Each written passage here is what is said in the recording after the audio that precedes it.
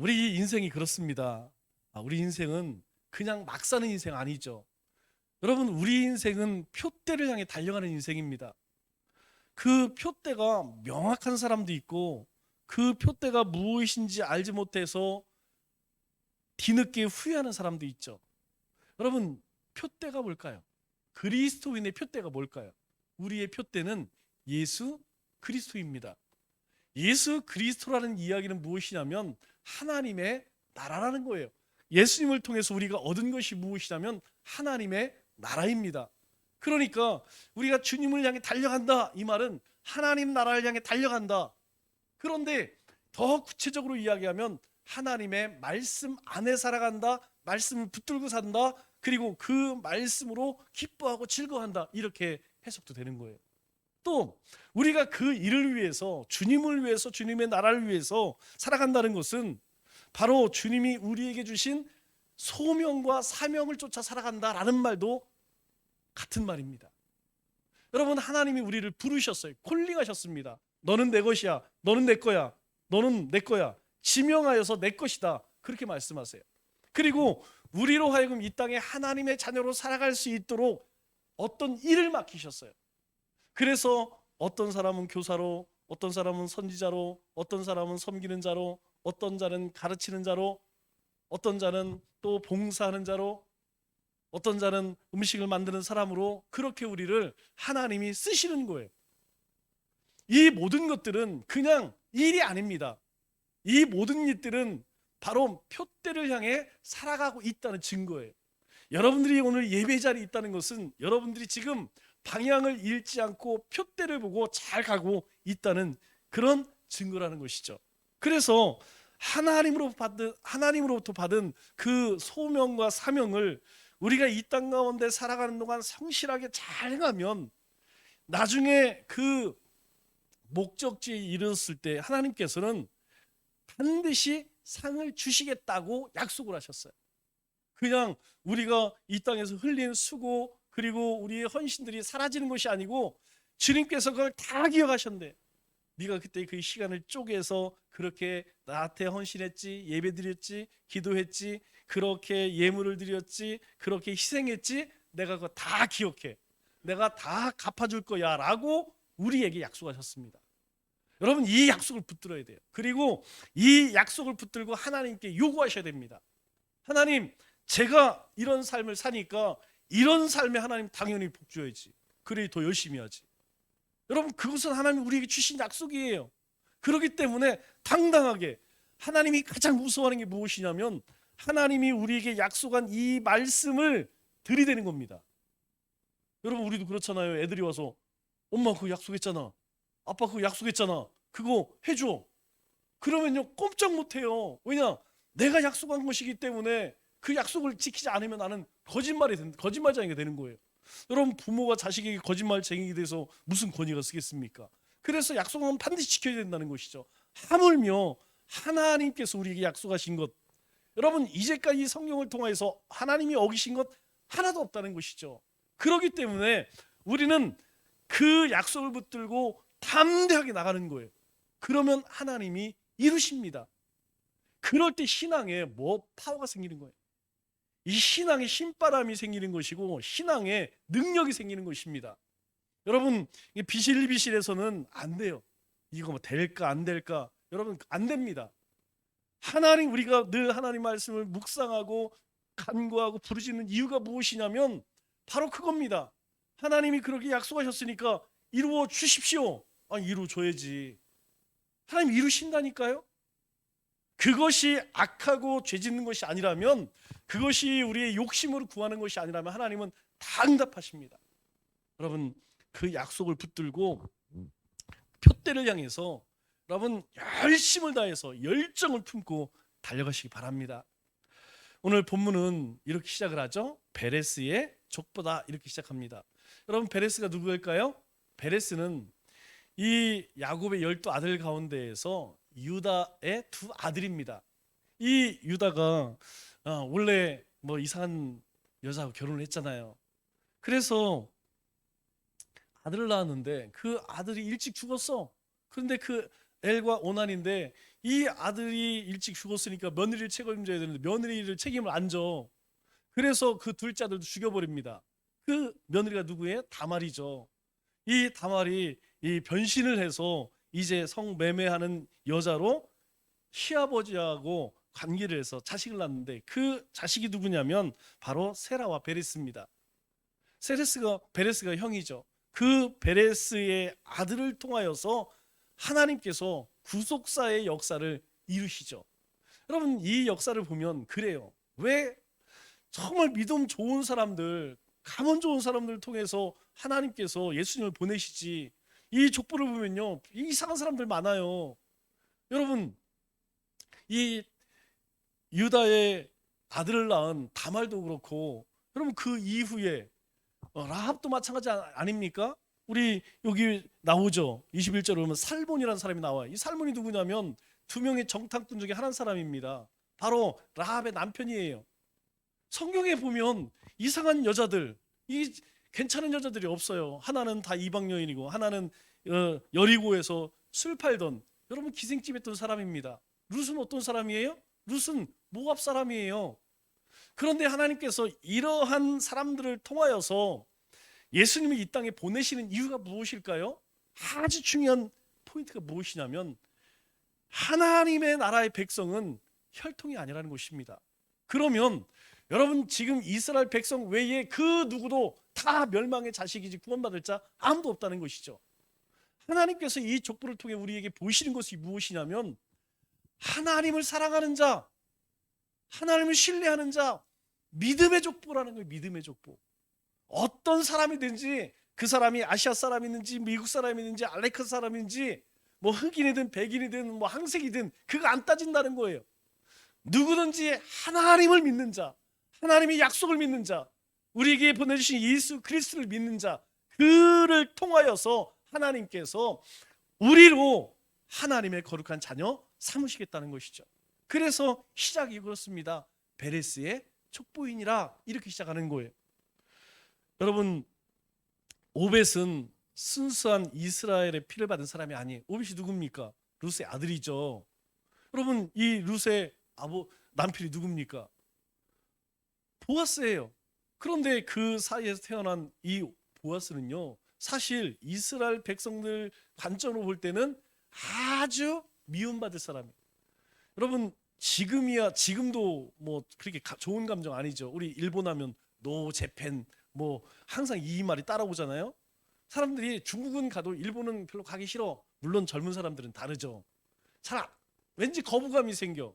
그러니까 이 오벳이 그런 사람이에요. 오벳은 그의 어머니 룻이 모압 사람입니다. 그런데 이 베들레헴의 사람들은요, 보아스뿐만 아니라 이 룻에 대해서 굉장히 좋은 여자로 평판이 나 있어요. 왜 그렇습니까?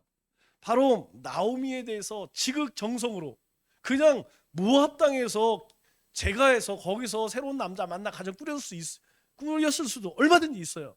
그럼에도 불구하고 시어머니가 불쌍해서 오직 그 하나 이유예요.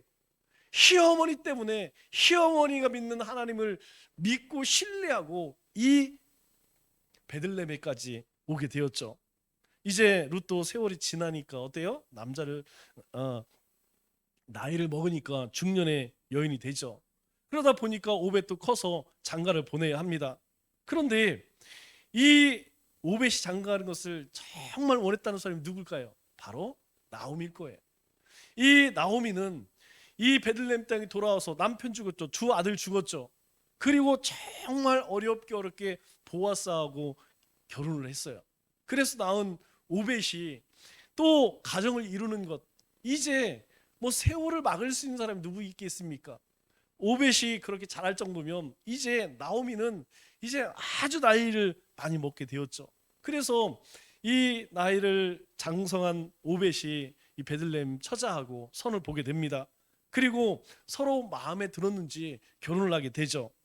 그런데 이 룻이 이 나오미를 얼마나 지극정성으로 모십니까? 그런 것 같아요.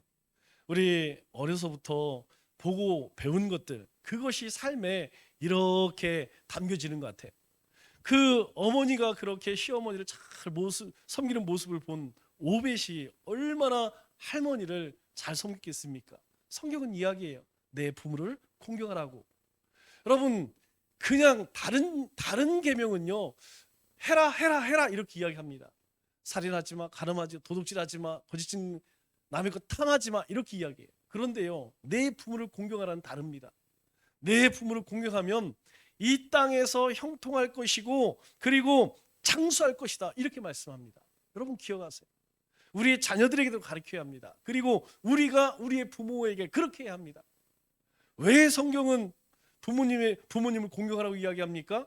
하나님을 경외하는 말과 공경말은 같은 어원을 가지고 있죠. 하나님이 사람을 지으셨듯이 하나님의 대리인으로서 나를 이 땅에 보낸 분이 누구냐면 부모님이라는 거예요. 그래서 그분이 나에게 뭘 많이 해줘서 공경하라는 게 아니에요. 나에게 생명을 주었기 때문에 바로 공경하라는 것입니다. 그렇기 때문에 부모를 공경하면 하나님께서 그 인생 가운데 어떻게 하신다고요? 형통하게 하신대요. 하나님께서 장수하게 하신대요. 여러분 장수하기 위해서는 여러분 어떻게 해야 합니까? 병 걸리지 말아야 되죠. 사고 생기지 말아야 돼요. 잘 먹고 잘 살아야 합니다.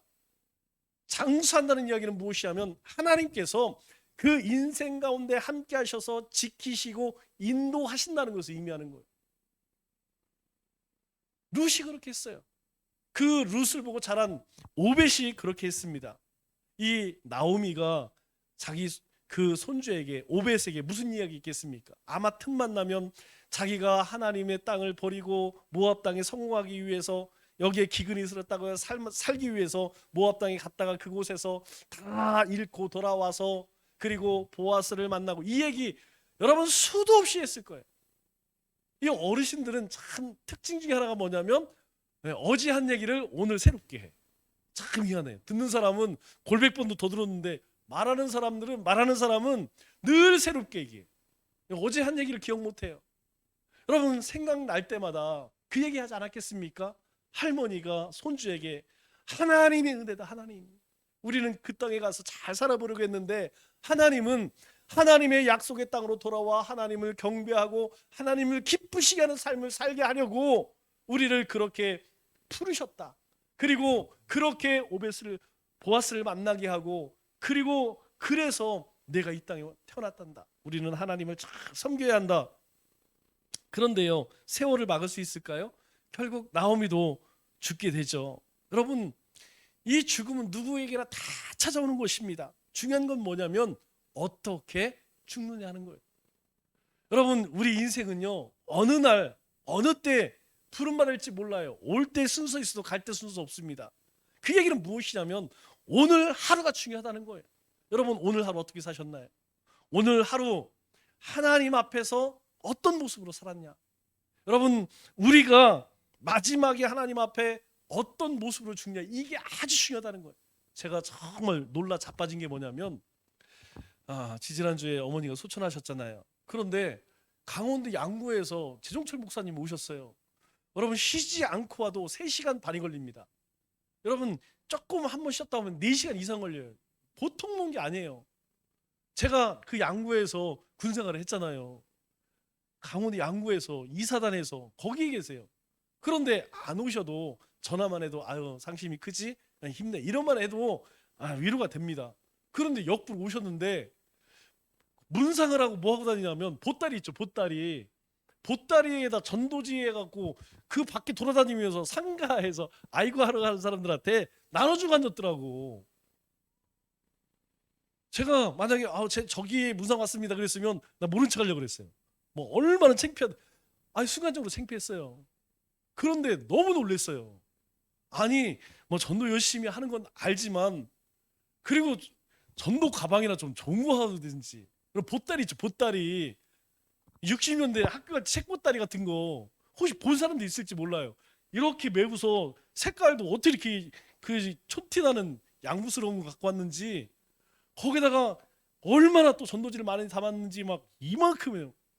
그걸 들고 그 장례식장 3층 돌아다니면서 예수 믿어 죽으면 이러고 앉았더라고요.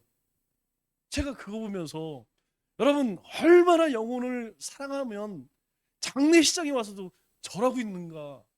제가 너무 부끄러워요. 도전도 많이 받지만 그거 보면서 제가 너무너무 부끄럽더라고요. 왜 나는 저런 마음이 없을까? 나는 왜 저렇게 장례식까지 와서 죽음 앞에서 눈물을 흘리는 자들에게 전도할 생각을 못했을까? 이런 생각이 들더라고요. 여러분, 우리 인생이요 얼마 안 남았습니다. 어떻게 사느냐가 중요한 거예요. 어떻게 죽느냐가 중요한 것입니다. 여러분, 주님 나라에 갔을 때, 주님 앞에 섰을 때에 누가 가장 칭찬받겠습니까? 사람 잘하여도다 착한 충성대종아. 여러분, 이야기할 필요도 없어요. 뭐 남이 어떻게 보든 간에 한 영혼 불쌍해서 예수 믿고 천국 가십시오, 이거 한번 읽어보시고 여러분, 그 인생이 하나님께 칭찬받지 않겠습니까? 이제 나오미가 세상을 떠났어요. 그러면 이제 룻과 아들과 며느리 이렇게 살 때에 여러분, 룻이 어떤 소망을 갖겠습니까? 시어머니와 똑같은 소망 갖는 거예요. 나오미가 살아있을 때 룻이 가정을 이뤘으면 좋겠다. 가정을 이루니까 손주 봤으면 좋겠다. 손주가 생기고 나니까 여러분 세상 떠나는 거예요. 룻이 이제 아들 며느리가 사는 모습을 보면서 간절한 소명이 무엇이냐면 아들 낳았으면 좋겠다. 손주 낳았으면 좋겠다. 그래서요 그 가정에 또 하나님께서 생명을 보내주십니다. 그 생명이 누굽니까? 바로 이새예요. 여러분, 이새의 이름의 뜻이 무엇이냐면 하나님의 선물입니다. 여러분, 누가 지었을까요? 할머니가 지었겠죠. 하나님, 이 룻은요 이 이새가 아주 특별한 존재예요. 왜 그렇습니까?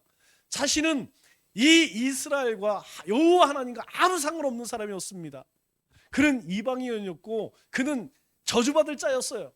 그런데 하나님의 은혜로 어머니를 통해서 베들레헴에 왔고 보아스를 만나서 그리고 손주를 보았어요. 여러분, 이것은 이스라엘 문화로는 사실 불가능한 일이에요. 그런데 하나님께서 그 인생 가운데 은혜를 주셨다는 것이죠. 그래서 얻은 이 손주 너무나 귀해서 이름을 이새, 하나님이 우리 가정에 선물을 주셨다. 그런데요 이 유대 베들레헴에 여러분 떡집이라는 뜻이죠. 항상 평안 서편에 있으니까 이스라엘 입장에서 볼 때는 동편에 있죠. 평안했죠. 그런데 여러분, 이 시대가 어떤 시대냐면 사사시대입니다.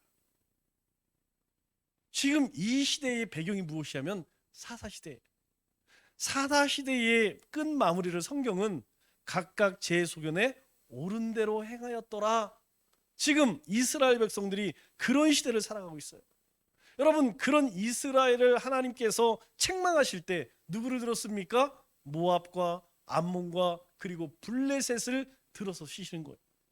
여러분, 이 블레셋이요 끊임없이 모압이 암몬이 이스라엘 괴롭힙니다. 여러분, 그때마다 이 룻이 자기의 아들과 손주에게 무슨 이야기 했겠습니까? 이 땅 가운데에 하나님 온전히 섬기지 못하면, 죄를 쫓아가면 하나님께서 그냥 두지 않는단다. 왜 우리가 이런 어려움을 겪는지 아니?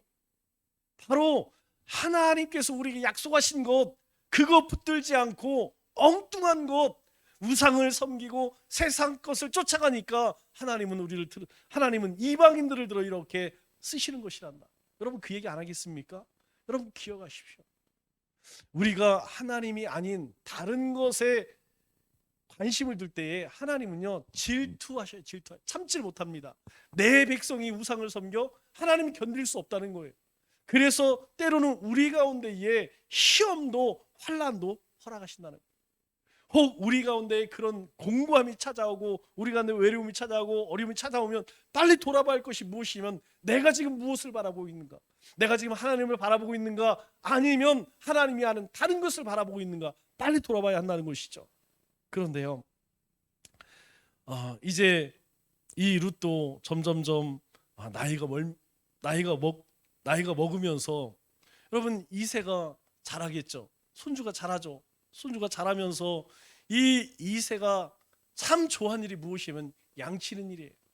그래서 항상 이야기하기를 저는 양을 더 많이 키워야겠다, 그렇게 늘 이야기를 하죠. 그런데 어느 날 이 이새가 숨이 차서 옵니다. 할머니, 어머니, 아버지 부르면서 막 집에 달려와요. 난리가 났다는 거예요. 지금 세상에 난리가 났다는 거예요. 저 블레셋이라고 하는 나라가 쳐들어와서 지금 온 나라가 난리가 났다는 거예요. 그런데 그의 아버지 오벳이 이야기합니다. 뭘 얘기할까요? 아니 블레셋이 쳐들어왔다니, 아니 왜 쳐들어왔다냐? 왜 그러냐면 그동안 이 이스라엘과 블레셋은요 굉장히 친하게 지냈어요. 왜 친하게 지냈느냐?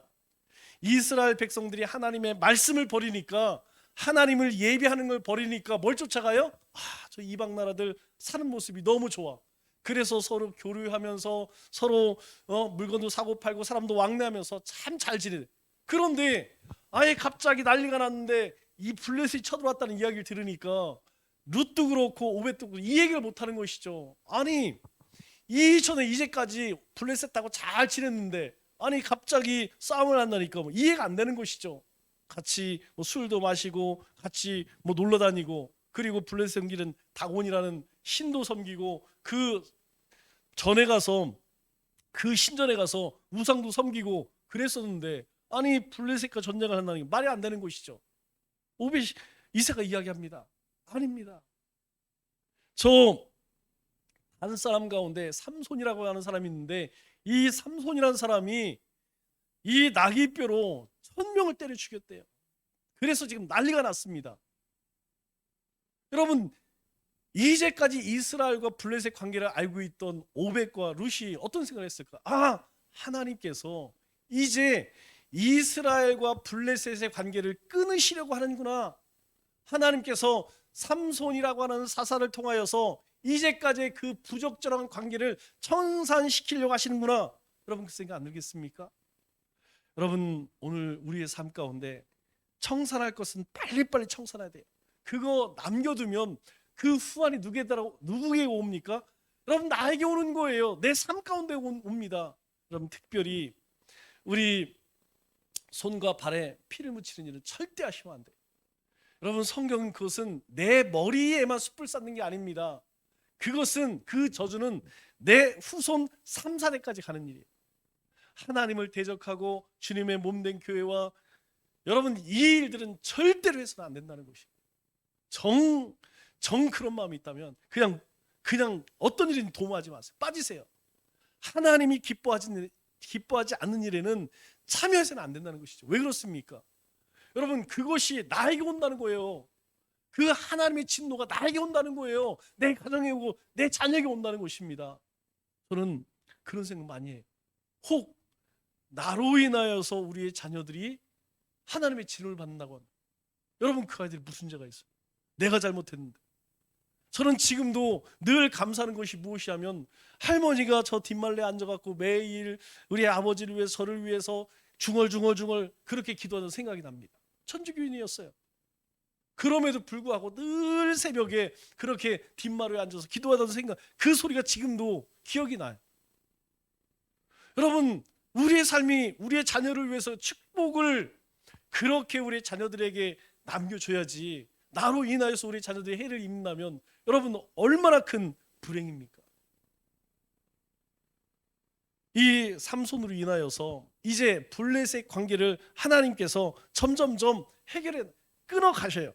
그런데 그 삼손의 이야기가 여러분 온 나라 가운데 얼마나 화제가 되었습니다. 사람들을 뭐 모이기만 하면 삼손이 뭐 문짝을 때려 부셨다더라, 여우로 뭐 들판을 태웠다더라, 야 나귀뼈로 때려 부셨다더라, 뭐 그런 영웅담이 뭐 사람들 입에서 뭐 얼마나 회자되었겠습니까?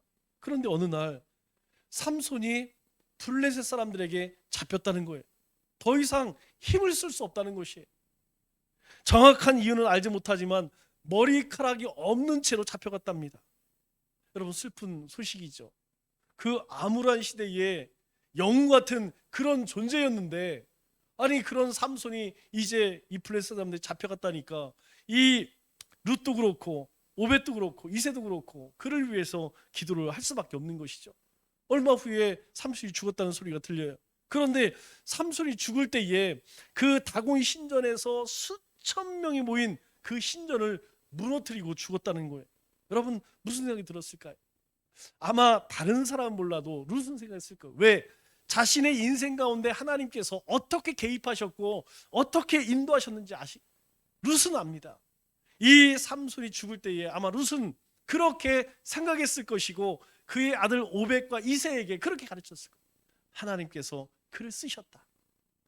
하나님께서 그가 마지막까지 하나님의 나라를 위해서, 이 이스라엘을 위해서 쓰셨다. 그것은 순교라는 것이죠.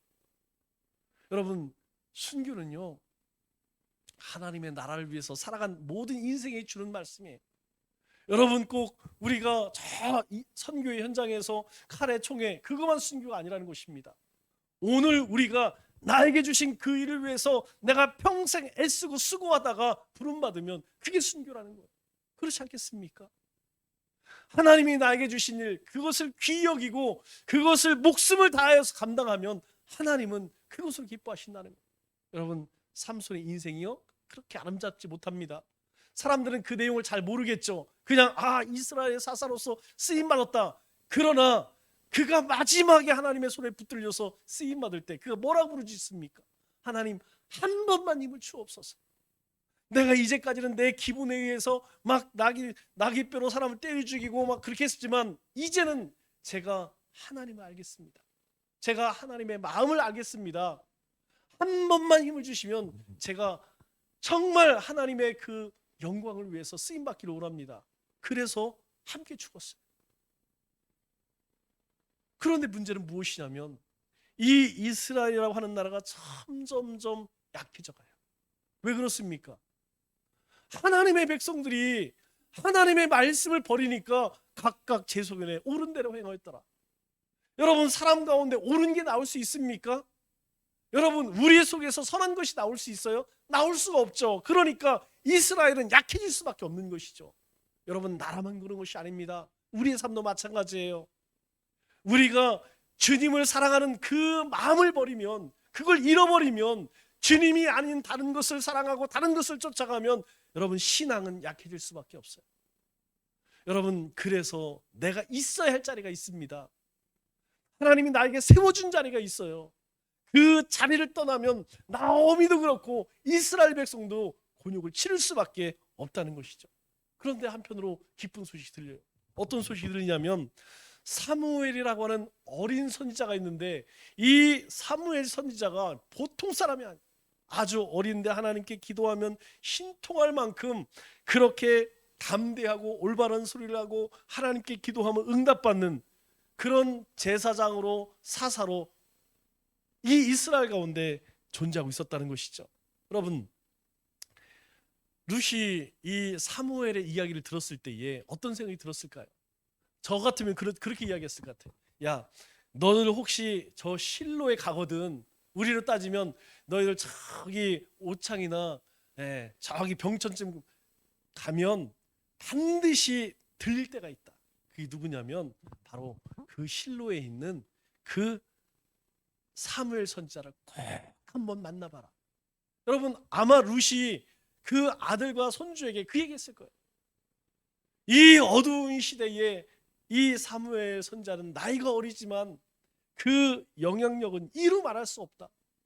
모든 사람들보다, 그 어떤 제사장보다 하나님을 잘 섬기고 하나님 말씀을 해가고 많은 사람들에게 정말 선한 영향을 미치고 있다. 반드시 그 사무엘을 한번 만나서 내가 그렇게 그의 신앙을 배우도록 해라. 그런 얘기 하지 않았겠습니까? 여러분, 나이가 어려도 이 사무엘은요, 이 이스라엘 가운데 그리고 이스라엘의 많은 사람들에게 엄청난 영향력을 미쳤어요. 그 어두운 시대의 미스바에 모여서 하나님 앞에 부르짖을 때에 여러분, 대영적 각성운동이 일어났습니다. 수많은 사람들이 옷을 찢고 회개하면서 우리가 다시 하나님께 돌아가자, 하나님께 돌아가자, 그런 미스바의 회개운동이 일어났어요. 그러면 나는 어떠냐는 거죠. 나는 어떤 영향력을 미치고 있느냐 하는 것이죠. 여러분, 한번 생각해보세요. 스스로 나는 우리의 가정에서 어떤 영향을 미치고 있느냐, 나는 교회에서 어떤 영향을 미치고 있느냐, 나는 세상 가운데에서 내 삶의 터전에서 어떤 영향력을 미치고 있느냐, 선한 영향력을 미치고 있느냐, 아니면 악한 영향을 미치고 있느냐, 아니면 존재감이 없느냐. 여러분, 어떻습니까? 저는 그랬으면 좋겠어요. 비록 나이가 어린 이 사무엘이요, 하나님 앞에 드려지고 성전에 자라면서 그 홈리와 비느하스를 제치고 사사로 이스라엘의 제사장으로 그렇게 쓰임 받을 때요, 그는 이스라엘 가운데 엄청난 영향력을 미쳤어요. 저는 우리 믿음의 권속들이 그랬으면 좋겠습니다. 여러분, 우리가 말씀을 배우고 교리를 배우고 훈련을 하고 교육을 받는 이유가 무엇입니까? 많이 알려고요? 소용없습니다. 많이 아는 게 중요한 게 아니라는 거예요. 그거 배워서 바로 선한 영향력, 어느 곳에 가든지 우리를 통해 그리스도의 향기가 드러나는 그런 삶을 살기 위해서 우리가 예배하는 것이고 말씀을 묵상하는 것이고 여러 가지 배우는 것이, 저는 여러분들이 그렇게 가는 곳마다 아주 사람들에게 좋은 영향력을 미치는 그런 사람이 되었으면 좋겠습니다. 그런데요, 이 이스라엘 땅에도 변화가 일어나요. 여러분, 어떤 변화일까요? 우리에게도 이방처럼 왕을 세워주십시오. 이제까지는 하나님께서 사사들을 통하여서 그렇게 다스렸어요. 그런 싫다는 거예요. 왜? 다른 데 보니까 블레셋도 그렇고 저 모압도 그렇고 암몬도 그렇고 저 위에 아수르 모든 나라들이 다 왕이 있는 거예요. 우리도 왕 세워주세요, 왕 세워주세요. 그때 사무엘이 뭐라고 이야기합니까? 사무엘이요, 절대 안 된다. 그것은 하나님이 기뻐하지 않는 것이다. 우리는 하나님이 다스리는 민족이다. 그런데요, 이스라엘 백성들이, 이스라엘 장로들이 어때요? 어거지를 부려. 그래서 결국 왕을 세우기로 하죠. 여러분, 왕을 세울 때에 사무엘을 통해서 세 가지를 금합니다. 우리가 명심해야 돼요. 이 왕의 계명은 반드시 기억을 합니다. 왜요? 오늘 우리의 삶에도 여기 빠지는 날 나락으로 갑니다. 첫째가 무엇이냐면 물질이에요. 창고에 보아 싸놓지 말라는 거예요. 두 번째가 무엇이냐면 군대, 말을 사오지 말라는 거예요. 군대 만들지 말라는 거예요. 세 번째가 무엇입니까? 아내를 많이 두지 말라는 거예요. 성적 타락 끝이라는 것이죠. 여러분, 이것이 왕의 규례뿐일까요? 아니, 우리 삶도 마찬가지입니다. 여러분, 우리에게 하나님이 물질 주시는 이유는 다른 거 아니에요. 하나님의 나라를 위해 쓰라는 겁니다. 여러분, 그거 쟁여놓을 생각하지 마세요. 자녀들에게 남겨줄 생각하지 마세요. 우리의 자녀들을 가르치고 어느 정도 도와줬으면 하나님 나라를 위해 쓰세요. 그것이 내가 복받는 길이고 우리의 자녀들이 복받는 거예요. 여러분, 심지도 않고 뭘 거두겠습니까? 하나님께서 나에게 조금의 여분을 주셨다면 여러분, 주님의 영광을 쓰세요. 여러분, 항상 조심해야 됩니다. 하나님께서 왜 왕을 세울 때에 아내를 많이 두지 말라고 했을까요? 사람은요, 육신의 정욕 이길 자 없습니다. 항상 조심해야. 여러분, 우리가 이 권세가 없다고 하여서 여러분 권세 자유로울 수 있을까요? 아닙니다. 여러분, 어려운 지경이 이르면 힘 있는 사람을 자꾸 쫓아가요. 하나님을 쫓아가는 것이 아니고 뭔가 인맥, 내 주위에 좀 있는 사람 아니라는. 그럼에도 불구하고 어떻게 해요? 이스라엘 백성들은 어거지를 부려서 왕을 세우죠. 그런데 이새가 이제 결혼을 해서 자녀를 낳죠. 그 첫 번째 아들이 누굽니까? 엘리압이에요. 그런데 얼마 지나서 아비나답을 또 낳아요. 그리고 셋째를 또 임신했대요. 그 넷째를 낳는데 그 넷째가 느다넬입니다.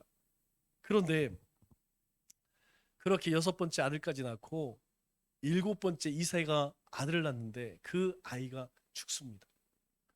여러분, 성경은 이 이새의 아들이 8명이라고 이야기해요.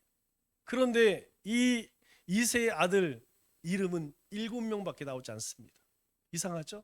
그 얘기는 뭡니까? 아들 하나는 잃었다는 거예요.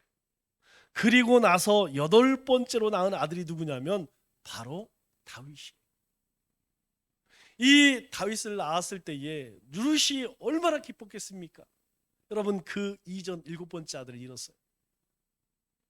자녀를 낳고 바로 잃었는지 아니면 자라다 잃었는지 잘 모르겠습니다. 그러나 그 이후에 8번째로 얻은 이 아들을 얻었을 때에 이새도 마찬가지고 오벳도 마찬가지고 룻도 얼마나 기뻤겠습니까? 그래서 룻이 이름을 짓죠. 이름을 뭐라고 짓니까? 바로 다윗. 다윗의 이름의 뜻이 뭐예요? 사랑받는 자.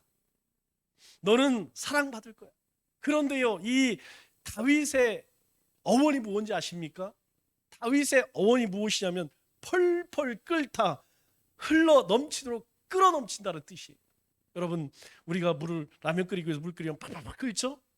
여러분, 그렇게 펄펄 끓는다는 말의 어원이 다윗이에요. 여러분, 그 이름처럼 다윗은 하나님 앞에 죽는 날까지 하나님 사랑하기를 펄펄 끓게 열정적으로 살아겠습니다. 하나님 주신 그 사명을 이루기 위해서, 하나님의 나라를 강건케 하기 위해서 여러분 모든 이방 대적들을 완전히 제압시켰어요. 그 마음 가운데 끓어오르는 열정을 품고. 저는 우리 믿음의 권속들이 그랬으면 좋겠어요. 하나님, 여러분 세상 일도 열심히 해야 되죠. 그러나 주님의 일이라면, 주님이 나에게 주신 사명이라면, 주님을 사랑하는 일이라면 여러분 다윗과 같이 펄펄 끓어오르는 열정과 열심을 가지고, 특심이라고 이야기하죠. 열심을 품고 감당하세요. 여러분, 그러면 이 시대의 다윗이 누구예요? 이 시대의 다윗이 내가 되는 거예요. 내가 다윗입니다. 여러분, 저 믿음의 조상 다윗이 아니라 이 시대에 그런 뜨거운 열정을 품고 주님을 사랑하는 자가 다윗이에요. 다윗의 이름이 뭐라고요? 사랑받는 자, 하나님의 사랑을 받는 자. 우리 믿음의 권속들이 하나님의 사랑을 받는 자 되었으면 좋겠습니다. 말씀을 맺겠습니다. 나오미와 룻이 살던 시대는요, 하나님 말씀보다 각각 제 소견에 옳은 대로 살아가던 시대입니다. 그래서 나오미는 나온편과 함께 살아보겠다고 하나님께 묻지도 않고 이방 땅에 갔습니다. 모든 것을 다 잃었죠. 그런데요, 하나님이 나오미를 부르세요. 룻을 부르십니다. 그리고 하나님께서 그녀들과 함께 하시고 보아스를 통하여서 다윗의 조상으로, 예수 그리스도 메시아의 조상으로 삼으셨습니다. 여러분, 우리 남은 인생, 또 남은 3일 나오미의 텅 빈 인생을 풍요함으로 채우신 하나님을 바라보고 하나님이 베푸시는 은혜와 축복을 누리며 사시는 우리 믿음의 권속들 다 되시기를 주님의 이름으로 축원합니다.